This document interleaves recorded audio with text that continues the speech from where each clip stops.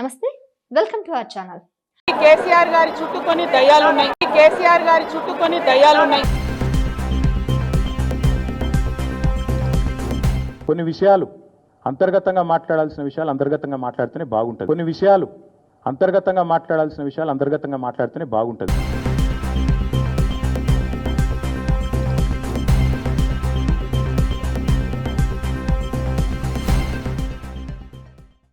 మాజీ CM BRS అధ్యక్షుడు కేసీఆర్ కు కవిత రాసిన లేఖ బయటకు వచ్చింది.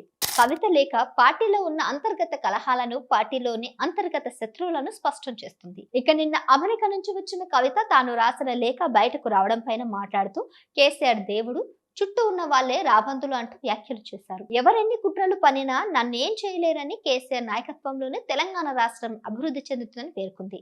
తాజాగా కవిత చేసిన వ్యాఖ్యలపైన, కవిత లేఖపైన BRS working president KTR indirect గా స్పందించారు. పార్టీలో అన్న చెల్లెల మధ్య ఆధిపత్య పోరు కొనసాగుతుందన్న టాక్ నడుస్తుంది. అధినేత కేసీఆర్ కు లేఖలు రాయడం పైన కవిత పేరు ప్రస్తావన చేయకుండా కేటీఆర్ తీవ్ర వ్యాఖ్యలు చేశారు. అంతర్గత విషయాలు అంతర్గతంగానే చర్చించాలని, ఇలా రచ్చ చేయకూడదని హితవు పలికారు. తాజాగా కేటీఆర్ చేసిన వ్యాఖ్యలతో పార్టీలో ఉన్న అంతర్గత విభేదాలు మరింత స్పష్టంగా బయటపడ్డాయి. ఇక కవిత పేరు కూడా ప్రస్తావించకుండా కేటీఆర్ చేసిన వ్యాఖ్యలు అన్నా చెల్లెల మధ్య పంచాయతీకి అద్దం పడుతున్నాయి. ఇక కేసీఆర్ దేవుడని, ఆయన చుట్టూ ఉన్న వారు రాబందులు ఉన్నాయని కవిత వ్యాఖ్యలు చేయడం కూడా రాజకీయ వర్గాల్లో చర్చకు కారణంగా మారాయి. కేసీఆర్ చుట్టూ ఉండేది ఎవరు? కేటీఆర్, హరీష్ రావు, సంతోష్, కవిత, వీళ్ళే కదా.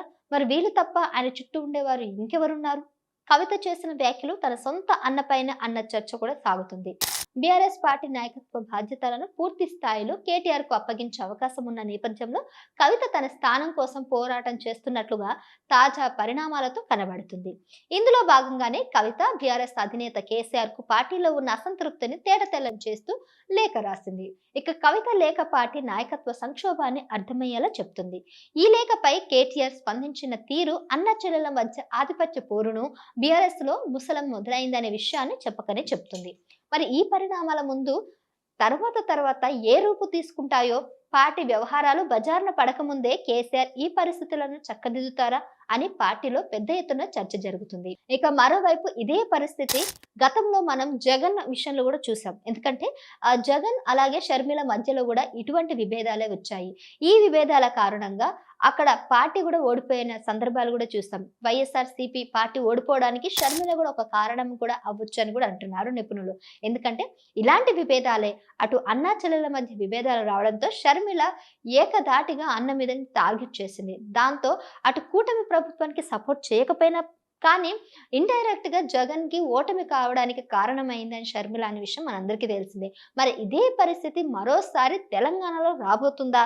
ఇలా అన్నా చెల్లెలు మధ్య ఉన్నటువంటి విభేదాల వల్ల, అంతర్గత యుద్ధం వల్ల బీఆర్ఎస్ పార్టీకి ఎఫెక్ట్ పడుతుందా అంటే మరి తెలియదు. దాని గురించి ఇంకా పూర్తి వివరాలు అక్కడ జరుగుతున్నటువంటి విషయాలు అన్ని కూడా తెలుసుకోవడానికి ఇంకాస్త టైం అయితే పడుతుంది. ఎందుకంటే ఈవిడ లేఖ ఇప్పుడు చర్చనీయాంశంగా మారింది కాబట్టి ఈ లేఖని కావాలని బహిర్గతం చేశారా, లేదంటే అక్కడ ఉన్న వాళ్ళే ఎవరైనా టార్గెట్ చేసి ఈ విధంగా సోషల్ మీడియాలో అప్లోడ్ చేస్తారనే విషయాలు కూడా ఇంకా తెలియాల్సి ఉంది.